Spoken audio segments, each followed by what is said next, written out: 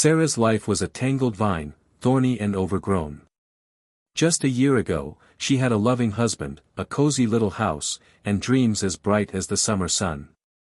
Now, she was alone, a widow carrying a child, living in a drafty old shed at the edge of the woods.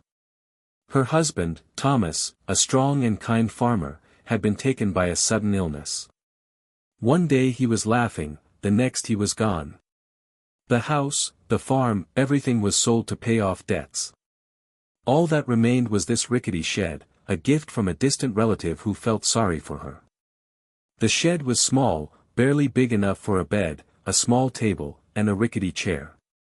Cracks in the walls let in the wind, and the roof leaked when it rained. But Sarah was tough.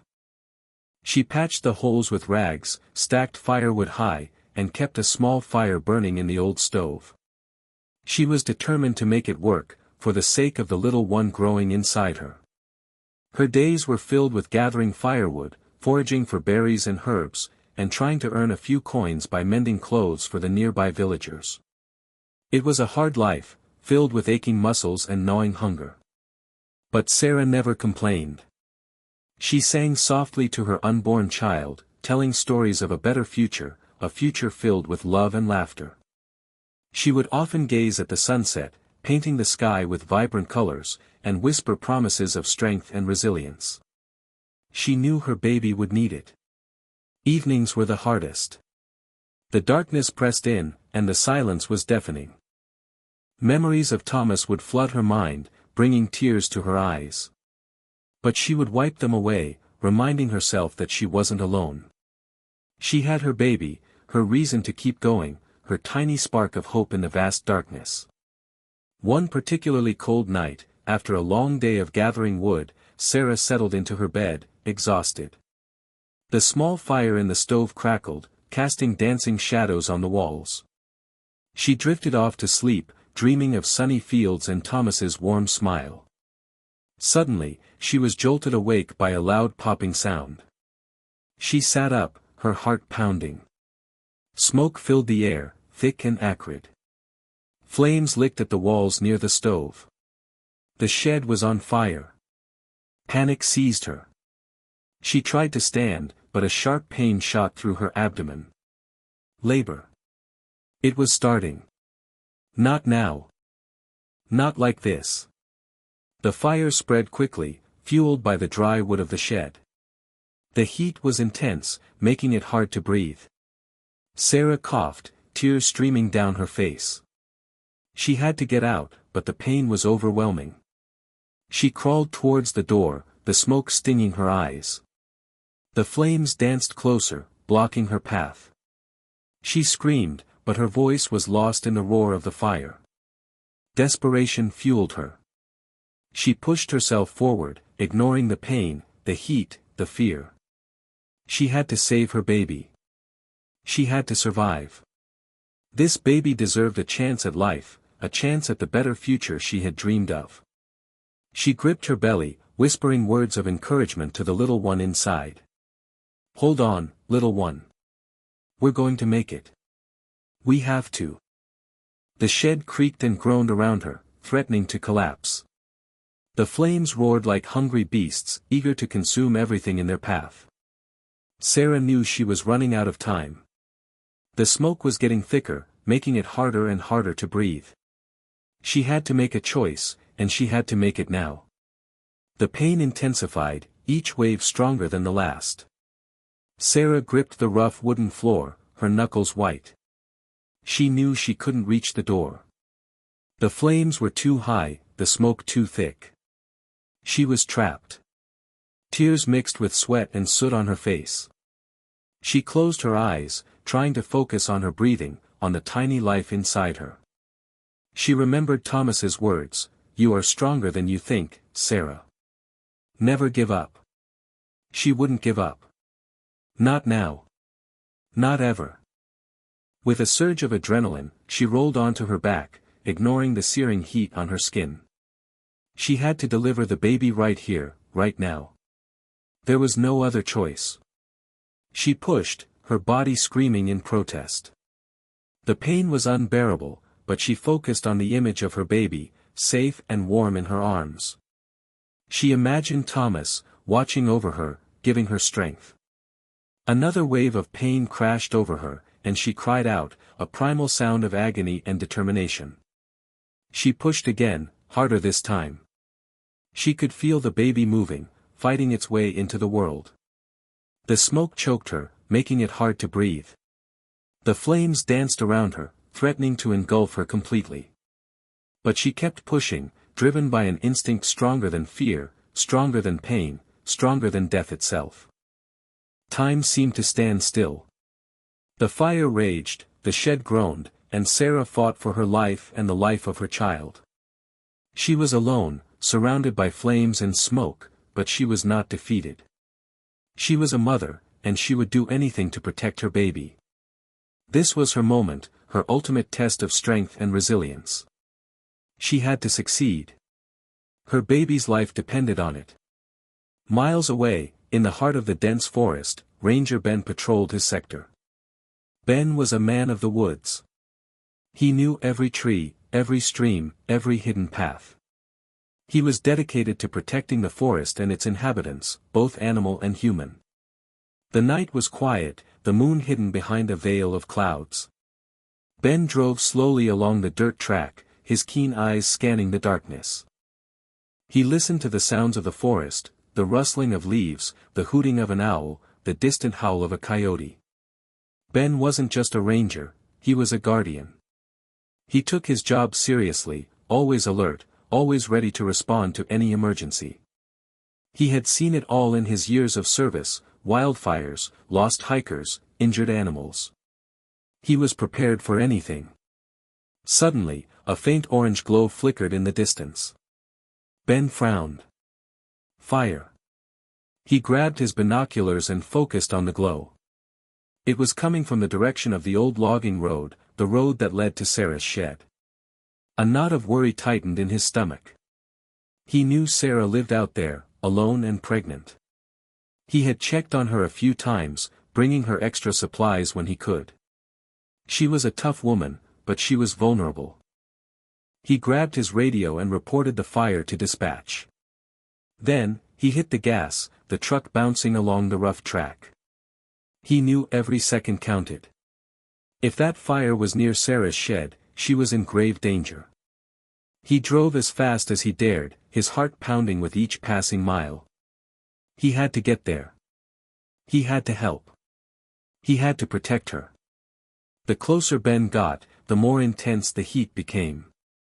The smell of smoke filled the air, stinging his nostrils and making his eyes water. The truck lurched and swayed as he navigated the uneven terrain, his knuckles white as he gripped the steering wheel. He could see the flames now, leaping high into the night sky, casting an eerie glow on the surrounding trees. The shed was fully engulfed, a roaring inferno against the darkness. He knew he had to hurry. He slammed on the brakes, the truck skidding to a halt a safe distance from the fire. He grabbed his emergency kit, which included a first aid kit, a flashlight, and a thick blanket. He knew the blanket might be needed if Sarah had managed to escape. He ran towards the fire, ignoring the intense heat and the choking smoke. The ground was uneven, littered with fallen branches and debris.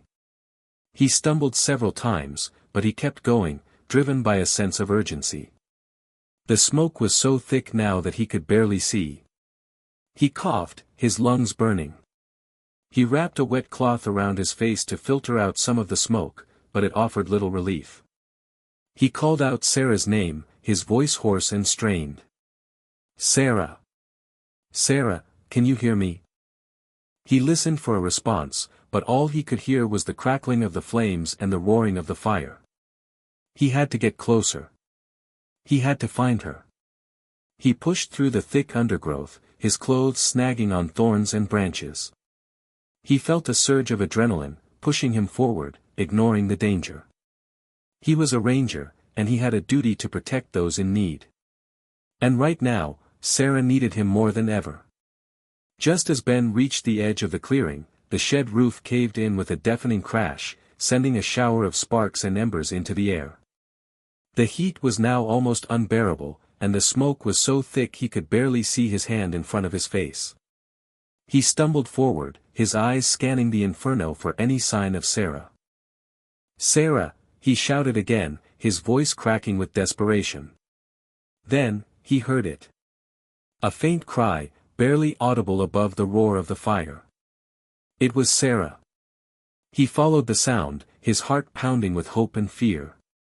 He pushed through the flames, shielding his face with his arm. The shed was collapsing around him, pieces of burning wood falling from the sky. He saw her then, lying just outside the doorway, her face streaked with soot and tears. She was clutching something in her arms. He realized with a shock that she had given birth. He rushed to her side, ignoring the searing heat on his skin. He knelt down beside her, his voice filled with concern. "Sarah! Are you all right?" She looked up at him, her eyes filled with pain and exhaustion. "The baby!" she gasped. "Please, the baby." Ben quickly assessed the situation. Sarah was weak and injured, but she was alive. And she had a newborn baby in her arms. He knew he had to get them both out of here, and fast. The shed was about to collapse completely, and the air was thick with toxic smoke. Every second counted. He carefully scooped Sarah into his arms, being mindful of the baby she was still holding. "I've got you," he said, his voice firm and reassuring. "We're getting out of here." Ben struggled back through the clearing, carrying Sarah and her newborn. The heat was still intense, and the smoke was choking, but he pressed on, his legs burning with exertion. He knew he had to get them to safety, away from the flames and the collapsing shed. He reached the truck and gently laid Sarah down on the back seat. She was shivering, her face pale and drawn. The baby was nestled in her arms, its tiny face red and wrinkled. He quickly checked Sarah for any serious injuries. She had some burns on her arms and face, but thankfully, nothing life-threatening. He knew she needed immediate medical attention, but first, he had to make sure the baby was okay. He leaned closer to the baby, his heart sinking. The baby wasn't crying. Its breathing was shallow and rapid. Ben knew that newborns were especially vulnerable to the cold, and the night air was frigid. The baby was also likely suffering from smoke inhalation. He glanced around frantically, searching for something to keep the baby warm. He had his emergency blanket in his kit, but it wasn't enough. The baby needed immediate warmth. Sarah looked up at him, her eyes filled with worry. "The baby, is it okay?" she whispered, her voice weak. Ben knew he had to act fast. He made a difficult decision, one that would leave him exposed to the cold, but it was the only way to save the baby's life. He reached for his own thick, wool blanket, the one he always kept in his truck for emergencies. It was the only thing that would provide enough warmth to protect the tiny newborn from the harsh night air. He carefully unwrapped the baby from Sarah's arms and wrapped it snugly in his blanket. Wrapped snugly in Ben's blanket, the baby seemed to relax slightly, its breathing becoming a little deeper. Ben watched anxiously, his own body starting to shiver from the cold. The fire had warmed him initially, but now that he was away from the flames, the frigid night air was starting to take its toll. He grabbed his radio and called for an ambulance and backup. He gave them his location and a brief report of the situation. He knew it would take some time for them to arrive, given the remote location. He just hoped they would get there in time. He climbed into the truck and started the engine, turning on the heater full blast. He knew it wouldn't provide much warmth, but it was better than nothing. He kept a close eye on Sarah and the baby, constantly checking their breathing and their skin color. Sarah drifted in and out of consciousness, her face pale and drawn. She mumbled incoherently, her body trembling. Ben tried to reassure her, telling her that help was on the way and that everything would be all right. But he knew that the next few hours would be critical. He felt a pang of guilt. He wished he could do more, but he had done everything he could. He had saved them from the fire, and he had given the baby his blanket. Now, all he could do was wait and pray. He looked out at the burning shed, the flames still raging against the night sky. He knew that Sarah had lost everything, but she had also gained something precious, a new baby, a new reason to live. And he had played a part in saving their lives. That was enough for now. He would worry about the rest later. Right now, his focus was on keeping Sarah and her baby alive until help arrived. The cold nipped at his exposed skin, but his heart was warm knowing he did everything he could. The distant wail of sirens finally pierced the night. Ben breathed a sigh of relief. Help was on its way. The flashing lights of the approaching vehicles grew brighter, illuminating the scene with an eerie glow. An ambulance and a fire truck pulled up to the edge of the clearing. Paramedics and firefighters jumped out, their faces grim. They quickly assessed the situation and began to administer first aid to Sarah. The firefighters started to battle the blaze, spraying water on the smoldering remains of the shed. It was a lost cause, but they wanted to make sure the fire didn't spread to the surrounding forest. The paramedics carefully loaded Sarah onto a stretcher and into the ambulance. They hooked her up to an IV and began to monitor her vital signs.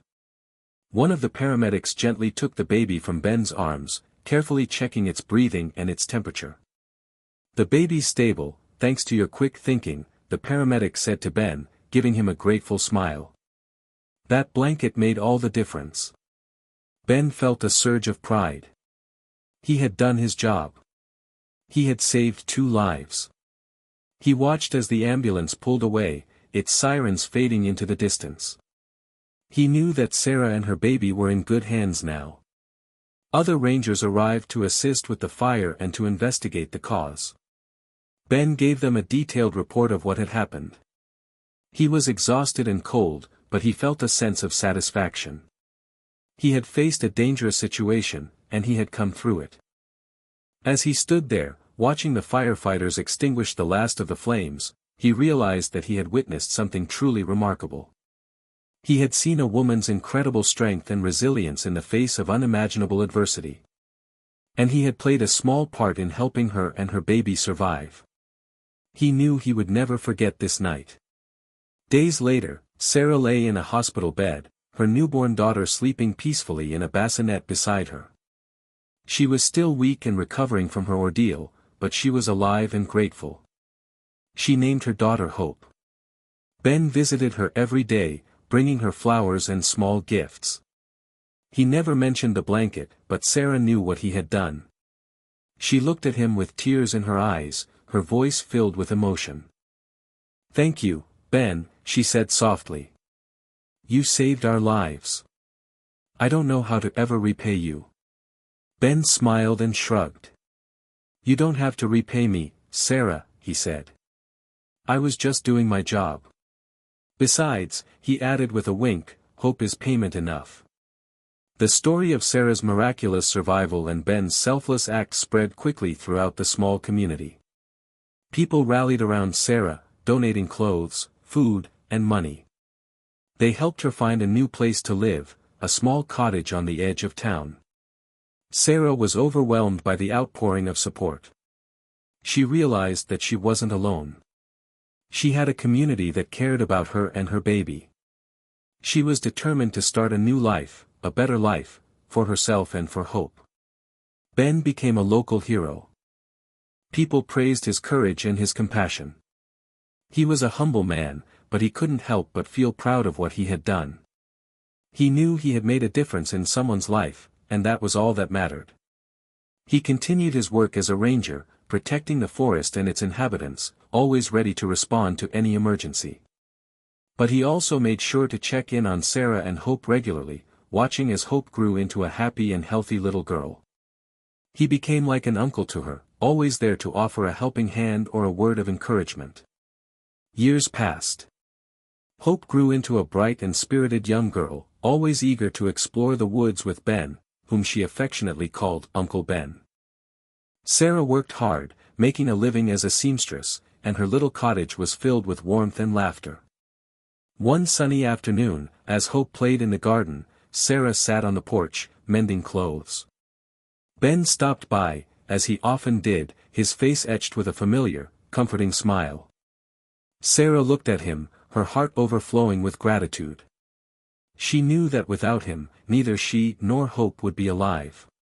His courage, his selflessness, his simple act of giving his blanket had changed their lives forever. "Ben," she said, her voice filled with emotion, "I don't think I've ever truly expressed how grateful I am to you. You saved us, Ben. You gave us a future." Ben chuckled and waved his hand dismissively. "Nonsense, Sarah," he said. "You saved yourselves. You're the strongest woman I know." But Sarah knew better. She knew that Ben had been their guardian angel that night, appearing just when they needed him most. His act of kindness had not only saved their lives, but it had also given them hope, a sense of belonging, and a renewed faith in humanity. She stood up and walked over to him, taking his hand in hers.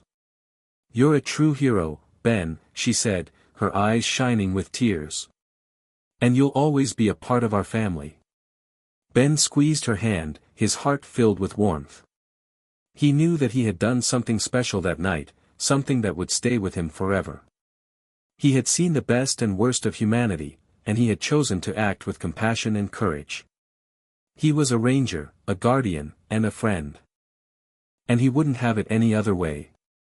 Hope ran over and hugged Ben's leg, a testament to the bond they now shared.